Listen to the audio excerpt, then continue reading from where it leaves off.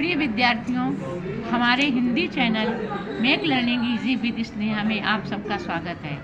आज मैं आपको भ्रमर गीत बताने जा रही हूँ। तो भ्रमर गीत का मतलब होता है कि इसमें ये विरह वियोग के गीत हैं और ये पद में ही है। सूरदास जी ने पद नामक छंद से ये अवतरित किए हैं, मतलब लिखे हैं।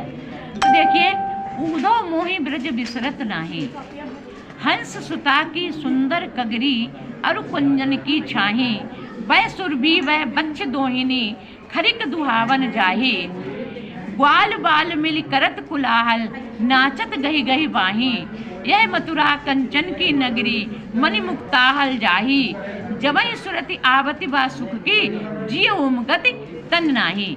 कवि श्री कबीरदास जी कहते हैं कि भगवान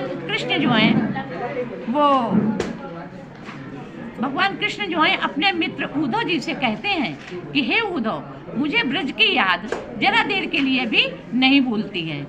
हंस सुता की सुंदर कगरी, हंस सुता यानी मतलब यमुना जी के किनारे, यमुना जी का सुंदर किनारा और पेड़ों की घनी छाया तथा वह सुरभि यानी सुरभि का मतलब है कि गायें जो हैं और बच्च दोहिनी यानी मतलब जो बछड़े जहाँ पर कि रहते हैं वो लोग, वहाँ पर खरीक दुहावन जाए, खरीक में दूहने के लिए जाते, उनका हमारा जाना। ग्वाल बाल सभी मिलकर के कोलाहल करते हैं, सब एक दूसरे की बाहें पकड़ करके नाचते हैं गाते हैं। तो मुझको बहुत ही अच्छा लगता है, वो याद हम कभी भी नहीं भूल सकते हैं। ग्वाल बाल मिल करत कुलाहल नाचत गही गही वाही, यह मथुरा कंचन की नगरी। ये जो मथुरा है ये यद्यपि कंचन की नगरी है, यहाँ पर सोना चांदी मणि मुक्ताहल सब कुछ है, लेकिन फिर भी मैं जब ही सूरत यावत हुआ सुख की, जब उस सुख की याद आती है तब मेरा मन उमगने लगता है और मेरे अंदर ऐसा लगता है कि शरीर रहा ही नहीं है और मैं वहाँ जाने के लिए व्याकुल होने लगता हूँ।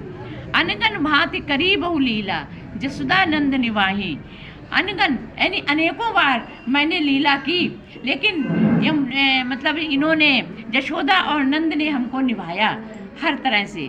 चाहे मैंने कैसे भी लीलाएं की हों, शैतानियाँ की, लेकिन फिर भी उन लोगों ने हमको एक भी बार कभी कुछ नहीं कहा।